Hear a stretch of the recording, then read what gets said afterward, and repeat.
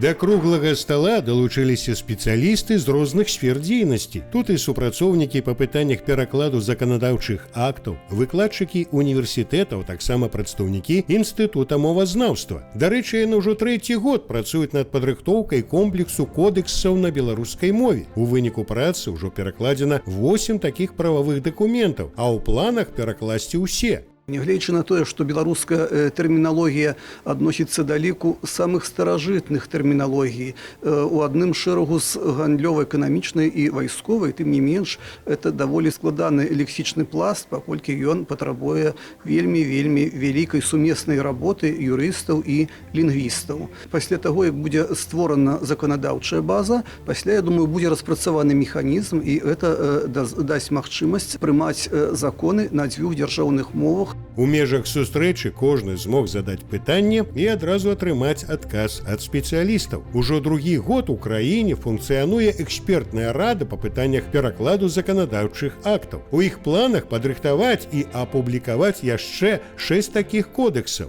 Экспертный совет работает на общественных началах, и как итоги его работы стало 6 переводов кодексов, которые размещены на национальном правовом интернет-портале. В процессе работы переводчики сталкиваются с какими-то сложностями перевода, и в результате те конструкции, которые вроде бы на русском языке читаются однозначно, на самом деле возникает очень много вопросов при их переводе.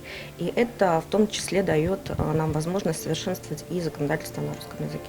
На гэтым праца над перакладамі дакументаў у краіне не сканчваецца. За ўсімі абнаўленнямі можна сачыць на нацыянальным прававым інтэрнэт-партале.